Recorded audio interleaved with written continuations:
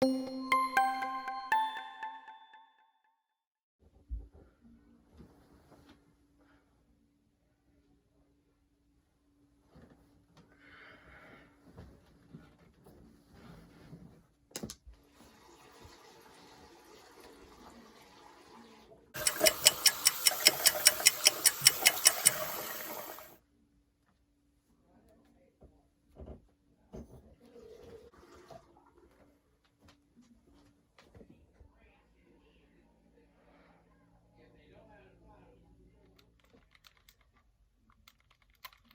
here. Everything get you jump into the pool.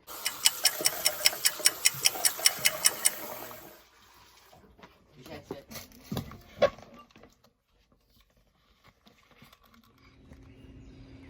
don't play football. Anyway.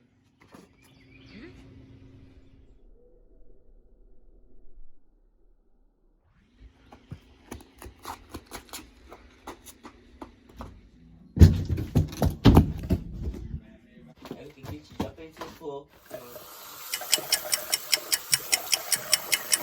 Back out and running. You check it to jump in the pool. Go.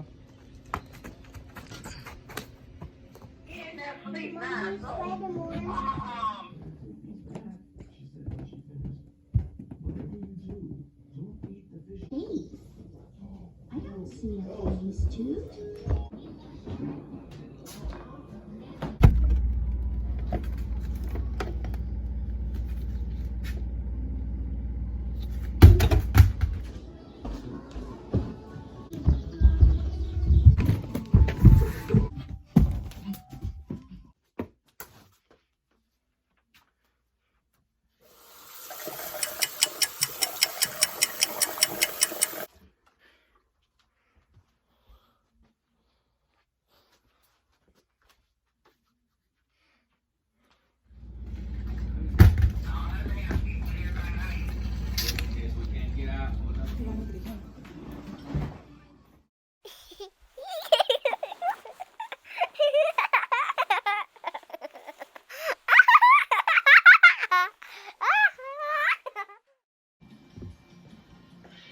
Got about 3 miles into the beach.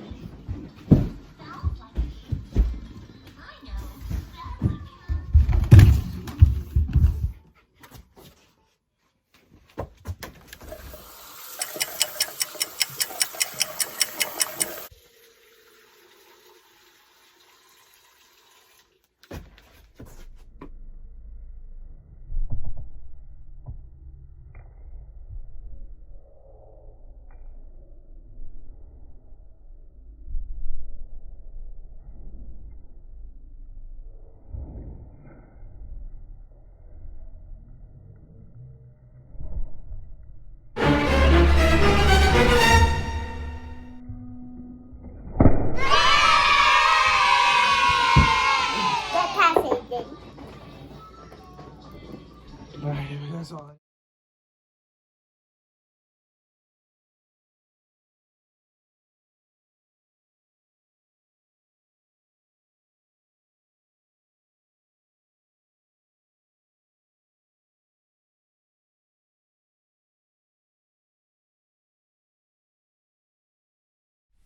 Hey everybody, welcome back to Chapel. Super excited about this week. Shout out to AJ Gibbs for putting that video together. He did all of that by himself. All the different angles, all that stuff. Really cool video he put together. That was awesome. So this week we're going to be talking a little bit about Easter. I hope all of you guys had an awesome Easter. It was a little bit different at our house. First time I've ever been home for Easter. But hopefully wherever you were, you still celebrated the resurrection of Jesus Christ, because that is the most important thing as a Christian that you can celebrate. Without Jesus' resurrection, nothing else matters. So hopefully you celebrated that. And that's what we're going to be doing today. We're going to be talking more about Jesus' resurrection. Usually at school we get to celebrate a Good Friday service or an Easter service together. We weren't able to do that, but I still wanted to talk about Jesus' resurrection. So today what we've got lined up for you guys is going to be some different Easter type theme songs. Our speaker today is going to be speaking about the crucifixion and resurrection of Jesus Christ. So hopefully you guys enjoy all that stuff. Something you see today or hear today will just get you fired up just about the tomb being empty. So I hope you guys enjoy.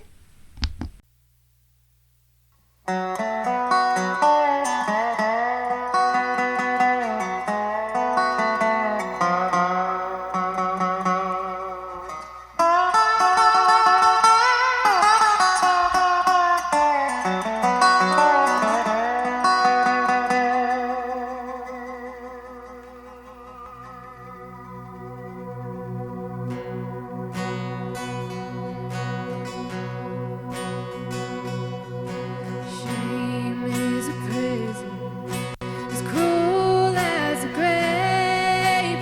Shame is a robber and he's come to take my name. Love is my redeemer, lifting me up from the ground. Love is the power where my freedom song is found. There ain't no grave hold my body down. There ain't no grave gonna hold my body down. When I hear that trumpet sound, I'm gonna rise up out of the ground. There ain't no grave gonna hold my body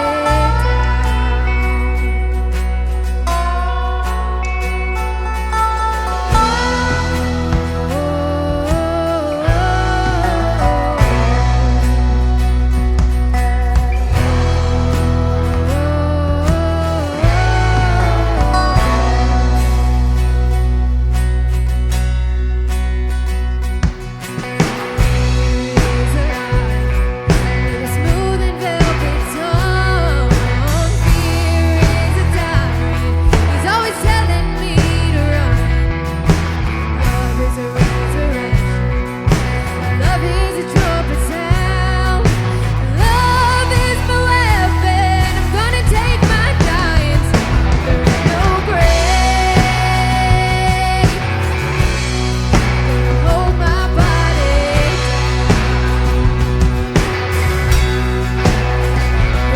no grave gonna hold my body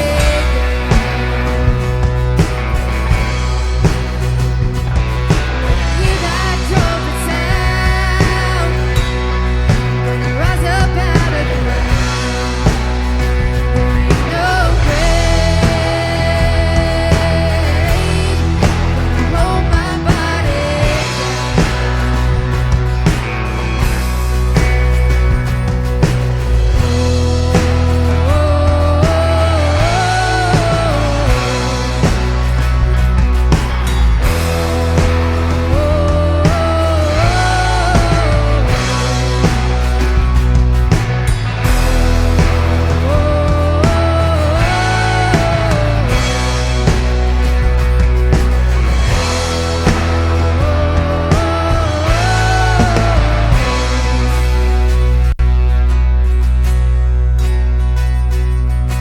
There was a battle, a war between death and life. There on the tree, the Lamb of God was crucified, and he went on down to hell. He took back every key. He rose up as a lion. He's setting all the captives free. There ain't no grave hold his body down. There ain't no grave could hold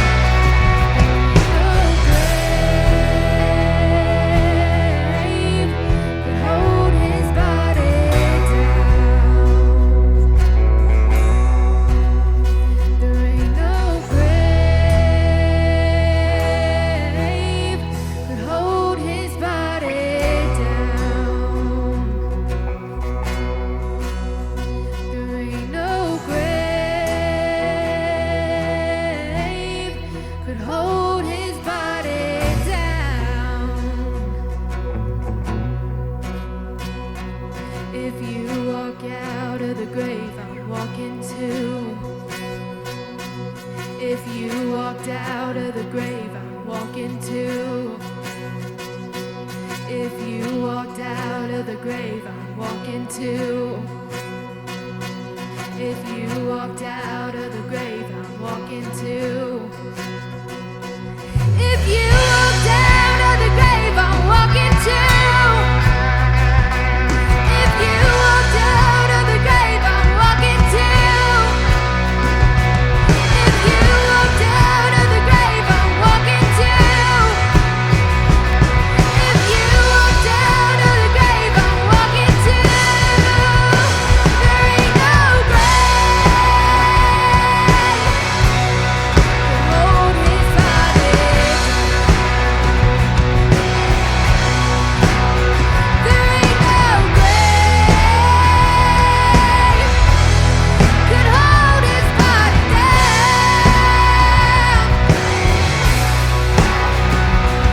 We heard the trumpet sound. He rose up out of the ground. There ain't no grave hold his body.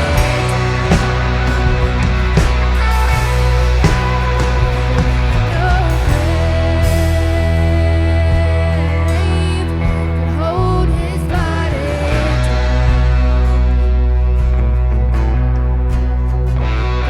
No grave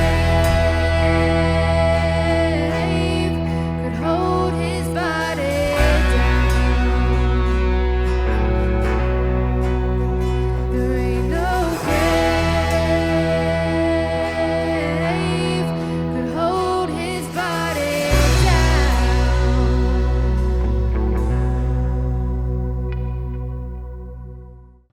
Hey guys, so Graves into Gardens is one of my favorite songs right now because it really emphasizes how great our God is and how He's in control. It literally says nothing is better than you. And in the bridge, it also says things like, you turn bones into armies. He can do literally anything, and He's in control. And how great is it that a God who can turn graves into gardens is in control of our life. He is more than enough for us. We need to rest in that. In 2 Corinthians 12:9 it says, "But He said to me, my grace is sufficient for you, for my power is made perfect in weakness.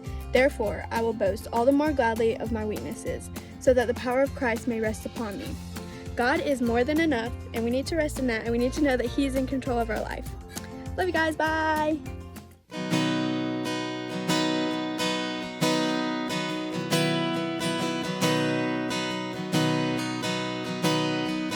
I searched the world,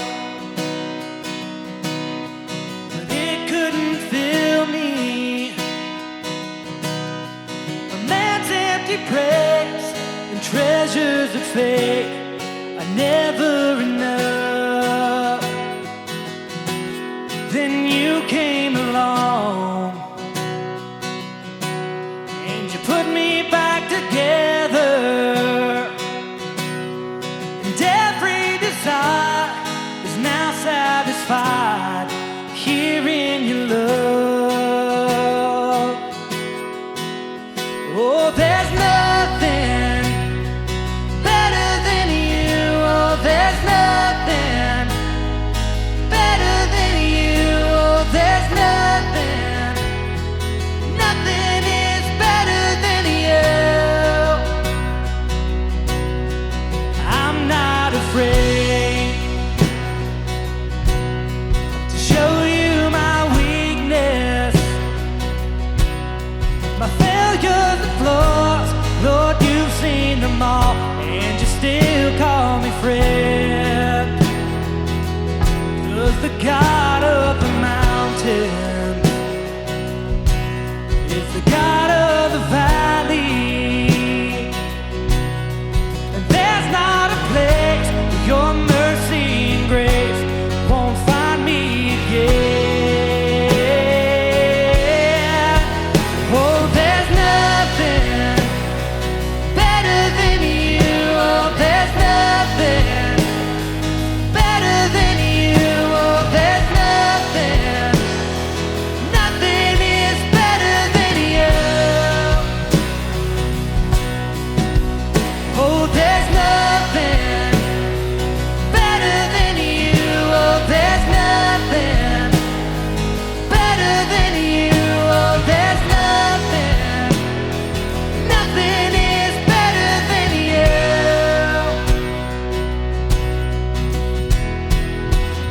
you guys to listen to this part right here. You turn mourning to dancing. You give beauty for ashes. You turn shame into glory. You're the only one who can. You turn mourning to dancing. You give beauty for ashes. You turn shame into glory.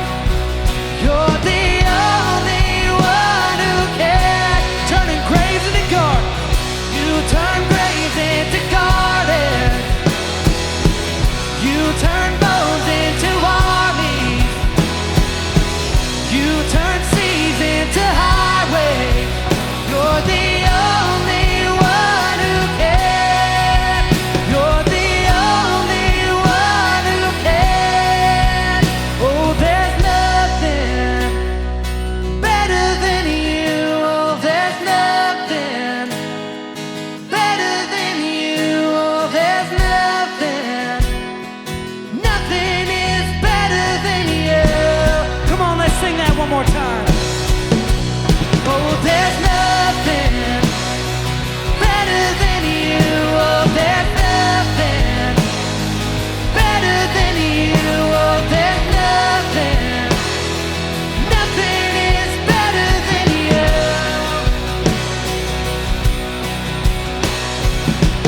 You turn graves into gardens. You turn bones into armies. You turn seas into highways. You're the only one who can. You're the only one who can. You're the only one who can.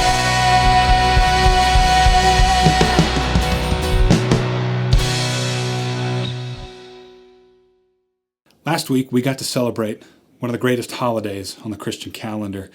It was Easter. I hope you got to celebrate, maybe on the internet, you got to watch a live stream of your church, or you got to celebrate with your family. I also hope that you took time last week to at least meditate on the story of Jesus, that he died for you and that he was raised to life. I made sure to take a little time last week to read through the story of Jesus and the events that happened leading up to his crucifixion. And one thing that stuck out to me this year was the disciples. And reading through the chaos that they experienced, at least over the 48 hours that led up to the cross.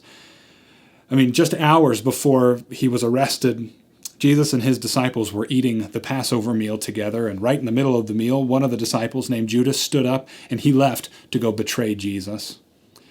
Later on that night, he tried to give the money back to the people who he betrayed Jesus to, and he ended up committing suicide before the night was over. The remaining disciples went with Jesus to the Garden of Gethsemane, and while they were there, Jesus asked them, just please stay awake with me. Just stay awake and pray while I go and pray, and keep watch, but every single one of them fell asleep and weren't able to stay awake and pray with Jesus when he needed them. And then the angry mob of people came to arrest Jesus and take him off to trial so that they could kill him. And when they showed up, the disciples scattered. They left. They ran away. Well, all but one of them, who was probably Jesus' best friend, and his name was Peter. Peter stuck around with Jesus and followed Jesus to the high priest's house. But while he was there, even Peter, the closest friend of Jesus, denied ever having known Jesus. And he denied him 3 times consecutively before the rooster crowed the next morning. And as I read through the story this year, I just kept thinking to myself, like, where did it all go wrong for these disciples? Where did it disconnect for the followers of Jesus? Because he had been telling them all week long that these terrible things were going to happen to him, and then that he was going to live again, that he would die and he would raise to life. But for some reason, the disciples didn't make the connection that after death came resurrection. It just didn't make sense to them, and in the moment, they lost it. And as an outsider of the story, like I can look from the outside and look in because I know the end of the story. And it's easy for me as an outsider looking in to think things like, what were you thinking? Or to kind of make fun of the disciples a little bit. Like, come on, guys, didn't you pick up on the signals Jesus was giving you when he was teaching you? And from an outsider perspective looking in, I can't really understand what they were feeling and why they did what they did. The disciples, on the other hand, don't have the advantage of knowing the end of the story because for them, they were living the crisis right then and there. I wonder if you've ever thought to yourself, after like a history class, what it might have been like to live through the major historical events that you learned about in school. My grandfather turned 90 years old this year, and at his 90th birthday, I asked him straight up, I said, Papa, what's the most exciting historical event you lived through? And he told me that the most exciting thing for him was when his family got their very first Ford Model T. I thought that was pretty cool that my grandfather lived through the era of the first car manufacturing. Like, that's pretty cool. Then I asked him, okay, what was the scariest thing you lived through in history? And he told me that World War II was pretty scary, that his brother got drafted and that he died in the war, that he, my grandfather, was just young enough to not be eligible for the draft, but that back home there was a lot of fear of the unknown. And me, I'm an outsider looking in. Like, I've read the history book. I know how it ended. The Nazis were defeated, and in America, we came in and, D-Day and all this stuff, and we know the end of the story because we read the history book. And so it was hard for me to understand really what my grandfather was saying when he said that there was a lot of fear in their lives, and that there was a lot of anxiety, and that there were lots of unknowns.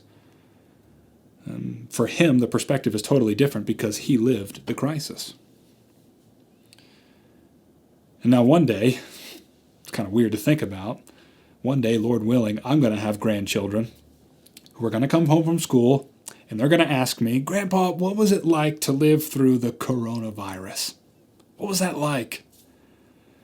And I'll try to explain to them exactly what you and I are feeling right now as we live this crisis. We have a lot of fear. There's a lot of anxiety about the unknown that was happening. There was a lot of fear because it happened so fast. Like, one moment, people were saying that it wasn't going to be a big deal and that we shouldn't worry. And then the next moment, all of a sudden, school was shut down and graduations were canceled and sports seasons were completely, taken away from us. And we couldn't go to the grocery store without wearing masks. And we couldn't go to church because we were supposed to socially distance ourselves. And that we were supposed to stay in our homes and shelter in place for, 20 days, 25, 30 days in some cases. And that we had relatives who were sick and we couldn't go see them in the hospital. And there was a lot of fear and anxiety and just confusion of what was happening during these times. And that quarantining was just so strange. And my grandkids are probably going to look at me and think to themselves, okay, Granddad, it couldn't have been that bad. And they'll think to themselves that that's weird because they had the perspective of the outside looking in. But you and I are living the crisis. So our perspective is totally different. And that perspective got me thinking about Easter this year, that, you know what? I've spent a lot of time thinking about the things that I've lost in these quarantine times. Like, I have a daughter, and my parents don't get to see their granddaughter the way that they used to be able to see their granddaughter. I've got other family members that I haven't been able to see in a few weeks, and you probably do as well. And you've got graduations coming up that aren't going to happen the way that you originally thought they were going to happen. And seniors don't get to graduate the way that you wished you could have graduated. And, you've got sports that have totally gotten canceled, and this season is just a waste for you. And your school year isn't going to end the way that you thought it would, and you have trips that have been canceled. and vacations that you thought you were going to get to go on that you don't get to go on anymore, and spring breaks that weren't the spring breaks that you were hoping they would be this year, right? And this perspective, though, got me thinking, like, why do I keep complaining about the things that I'm not getting to do anymore? Like, what if I stopped for a second and looked at the bigger picture? And I tried to have this outsider looking in perspective during this moment of living the crisis. And when I did, I realized that this Easter, what we experienced this past weekend and celebrated, was not the very first time that Jesus' followers have had to live in quarantine. You can read about it in John chapter 20, beginning in verse 19, that Jesus' disciples and followers had heard rumors that Jesus' body was not in the tomb, that it was missing, that the stone had been rolled away, and that Jesus' body was gone, but the garments and the grave clothes were still there. And they were skeptical, maybe a little fearful. And that fear was becoming a reality, and so the followers of Jesus had locked themselves in a room together. They had quarantined themselves from the outside world because they were fearful that the religious leaders were going to, snatch them up, put bags over their heads, and lead them off to death too, because maybe they had stolen the body of Jesus, and they were afraid of the threat of the outside world. And so they had quarantined themselves and locked the door and closed the windows.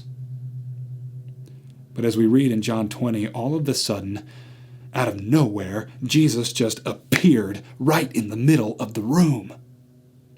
It was this incredible miracle. Jesus could not have entered the room in any other way because the doors were locked and the windows were closed. Jesus just appeared in the middle of the room. And the first thing he said to his disciples was, "Peace be with you." Peace. And he raised his hands so that they could see the holes that were still in his hands from the nails on the cross. And he showed them his side where the spear had left a gaping hole when they pierced his heart. And then the very next thing Jesus says is the same thing he said when he first appeared. He said, "Peace be with you." Now, I wonder why Jesus said this twice. Why say peace be with you 2 times in a row, right? It's almost like the first time he said it, he was applying that peace to their circumstance. Like, if you just think about it for a moment, it's as if Jesus was saying, when he first appeared in the room, he said, "Peace be with you." Peace for this moment. Peace for your situation. That he spoke peace into their life because of the fear of the unknown. He spoke peace into the crisis that was causing them to be quarantined.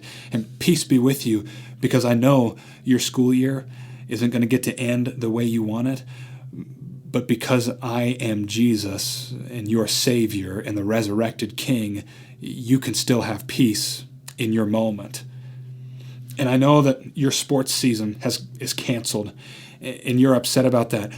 But if you trust in me, you can still have peace in your life. And I know that there are relatives in your family who are sick and who are vulnerable to this virus, and you can't be around them or go visit them in the hospital. But if you trust in me, peace is with you in the crisis that you're living.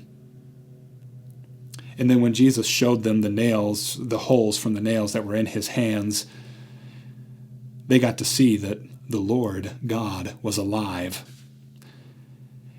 And the reality of that moment that Jesus was alive began to sink in, that this was truly him, that they had witnessed the holes in his side and in his hands. And as they began to realize that God was alive, Jesus said it again. He said, "Peace be with you." But this time, it was like he was saying it in a totally different way. It's as if he was saying, "Peace be with you because your sin is forgiven." You see, the first time it's peace for your moment, but now it's peace for your soul. Peace be with you. Peace because your sin is forgiven. Peace because the chains of sin have been broken in your life forever. Peace be with you. peace because your sorrow, your cares, and your worries have been lifted off of you and placed on your Savior Jesus. Peace be with you. Peace because your soul has been reconciled for all eternity. It's amazing the type of peace that Jesus brings into our life when we put our trust in him. But Jesus doesn't just bring peace, he also brings purpose. See, Jesus said, peace be with you, but then in the next verse he says, I am sending you as the Father has sent me. And that's important to pay attention to, because if you only pay attention to the peace part, you're only getting half of the puzzle. The second half is the purpose that Jesus brings to our life. And I know it's hard right now in the coronavirus times and the quarantine times to find purpose for our days or find purpose for our lives. But I promise you that if you have trust and faith in Jesus, he brings purpose to your life, because he says that just as the Father has sent me to this world, I am sending you who follow me. I'm sending you into the world the exact same way. And it's important to understand how Jesus was sent. See, Jesus wasn't sent here to be a great conqueror. He wasn't sent to earth to be, Alexander the Great or Caesar of his day. He wasn't sent to conquer territory and build a great kingdom. He wasn't sent to do that, and neither are you. You aren't sent to be some great conqueror in this world. Jesus was not sent to, be a great philosopher. He wasn't sent here to be, the Plato or the Aristotle of his time. That's not why he was sent. He could have been. He's God after all. He knows everything. He could have blown our minds with his philosophy, but he didn't do that. He wasn't sent here to do that, and neither are you. Jesus was sent here, though, to live among us. Jesus was sent to this earth to have family members. He was sent here to have relatives and to have neighbors and to have friends and even co-workers. He was sent here to love the people that he lived around. He was sent here to teach people that through him we can have life everlasting. He was sent here to rescue the lost. And that's what we are sent to do, to remind people and to teach people that there is a heaven beyond this crazy, chaotic, crisis-filled world, and that if you believe and trust in Jesus, you will get to experience that heaven one day. Jesus was sent to love, and that's exactly how we've been sent. You see, we may not get to do much outside of our homes these days or be around our friends, but we can still love people the way that Jesus loved, and through that love show them that there is a hope beyond this world. And so here's what you need to get out of this. If you haven't paid attention to anything until right this moment, Jesus brings peace to our situation, and he brings purpose to our lives. I hope that you'll place your trust in Jesus if you haven't done so. And that's hard to do over a virtual medium. But I hope that you'll reach out to a friend or talk to your parents about what it means to trust Jesus, or maybe call up one of your teachers, send an email or a text that you'd like to learn more about what this peace and purpose is that Jesus brings to our lives. If that's you, I hope that you'll do that, because there is no greater peace and there is no greater purpose in my life than following and trusting and believing in the one who died for my sin and conquered death by resurrecting from the grave. And I celebrated that this past Easter. I love you guys, and I'm praying for you today. I hope that you'll find that peace and purpose in your life. Thanks for inviting me into your house today through this chapel video, and I hope you guys have a great day.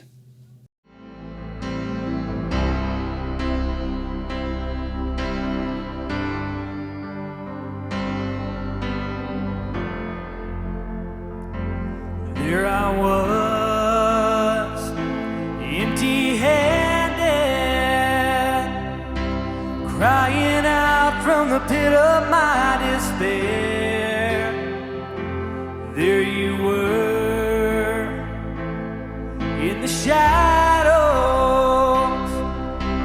holding out your hand. You met me there. And now where would I be without you? Where would I be? Jesus, you were the voice in the desert, calling me out in the dead of night, fighting my battles for me. You were my rescue story. You lifted me up from the ashes. You carried my soul from death to life, bringing me from glory to glory. You were my rescue story. You are, you are, you were my rescue story. You are, you are. You were writing the pages before I had a name, before I needed grace. You're singing songs of redemption, 'cause every time I ran away, you were louder than my shame. And now where would I be without you? Where would I be? Jesus, you were the voice in the desert, calling me out in the dead of night, fighting my battles for me. You were my rescue story. You lifted me up from the ashes. You carried my soul from death to life, bringing me from glory to glory. You were my rescue story. You never gave up on me. You never gave up on me. You were my testimony. You never gave up on me. You never gave up on me. You were my testimony. You never gave up on me. You never gave up on me. You were my testimony. You were the voice in the desert, calling me out in the dead of night, fighting my battles for me. You were my rescue story. You lifted me up from the ashes, carried my soul from death to life, bringing me from glory to glory. You were my rescue story. You are, you are, you were my rescue story. You are, you are.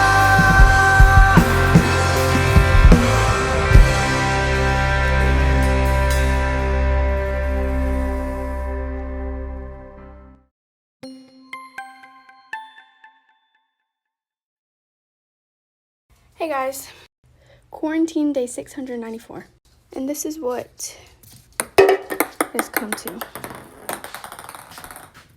Oh. Oh!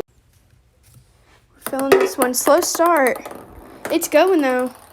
Way off. It all fell. Okay, everything's back in place. To the toilet paper roll right here, ping pong.